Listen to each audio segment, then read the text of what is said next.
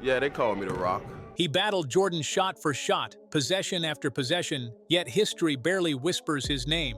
Before the championships, before the myth, one man stood toe-to-toe with MJ. This is the forgotten story of Mitch Richmond. So, why did Jordan call this matchup one of his toughest? How did a star most fans barely remember earn the respect of the greatest ever?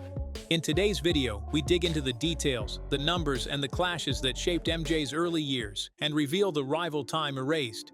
The NBA of the late 80s and early 90s wasn't built for soft players or passive stars. It was physical, bruising, unforgiving basketball, hand checks, forearm shoves, and no easy drives to the rim. Guards who excelled back then had to survive a battlefield before they could even think about thriving. Jordan, of course, thrived. He became the measuring stick for perimeter greatness, but there were very few shooting guards who could give him a real challenge. Clyde Drexler had the athleticism, but Jordan always felt he had the edge. Reggie Miller could get under his skin, but Jordan never saw him as a threat physically. Joe DeMars played him better than anyone, but he didn't have the scoring firepower to truly trade blows. But Mitch Richmond, he was different. Richmond entered the league in 1988 and immediately established himself as one of the most NBA-ready rookies the league had seen in years. He wasn't flashy, he wasn't loud, he didn't dunk from the free throw line or smile for commercials, and that's part of why he's forgotten today.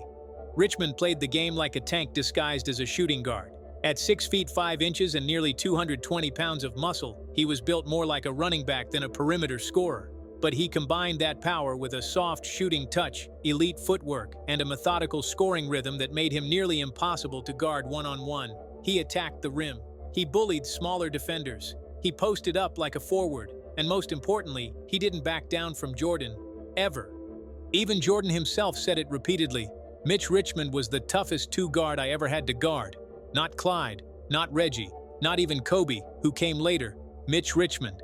In an era dominated by fierce competition, Jordan didn't give out compliments like that easily. He rarely praised opponents at all, let alone called one toughest. But Richmond earned it. Every time Sacramento played Chicago, Jordan knew he couldn't coast. Richmond didn't give him the luxury of an off night. Even while playing on mediocre teams with losing records, Richmond averaged over 23 points per game for 10 straight seasons. A level of consistency almost no shooting guard outside of Jordan and Kobe has ever maintained. And he did it without the benefit of a star teammate. No Scottie Pippen, no all-star center, no elite playmaker feeding him the ball, just pure skill, strength, and determination. The sad part is that the lack of a winning team is exactly why younger fans barely know his name today. Had Richmond played for a contender, or even a team that made deep playoff runs, he would be mentioned in discussions about the top shooting guards of all time. Instead, he played the prime of his career in Golden State and Sacramento, two franchises that were irrelevant during his era. He put up elite numbers, but the spotlight never found him.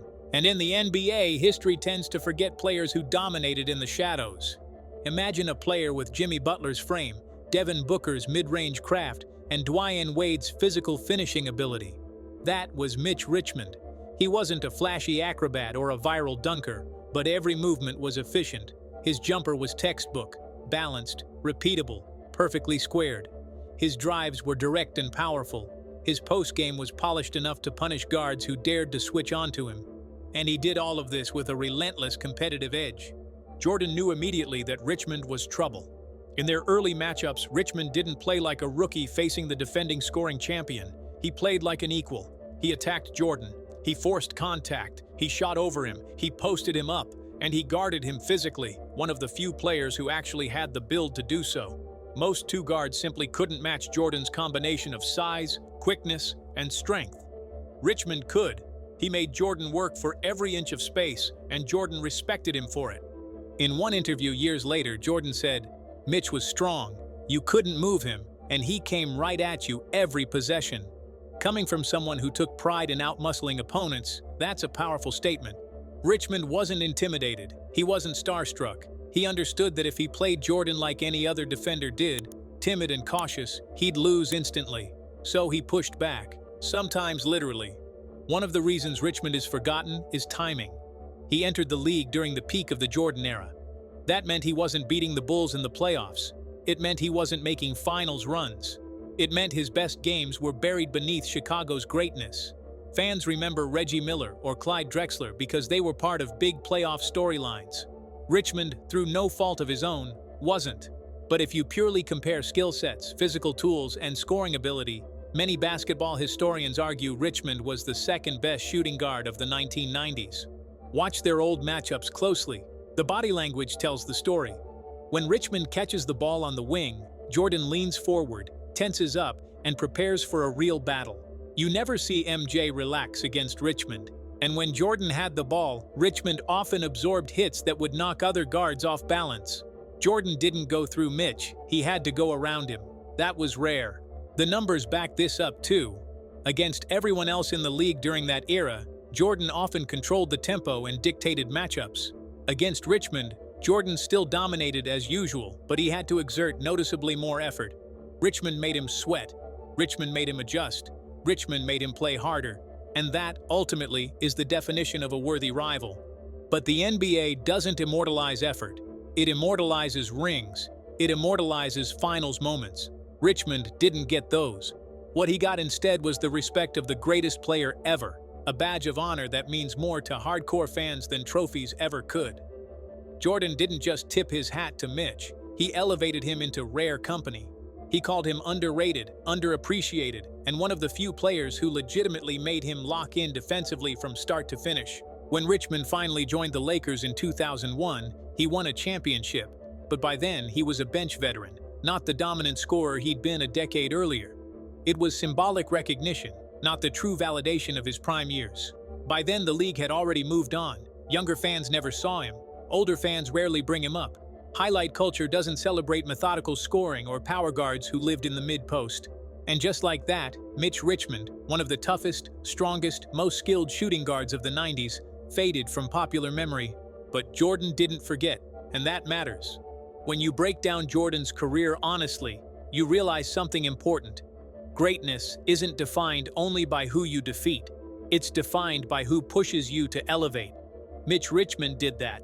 He may not have had the headlines, the team's success, or the global fame, but he had Jordan's respect. And respect from the greatest of all time is a different kind of immortality. Richmond is a reminder that history isn't always fair. Talent doesn't always translate to legacy.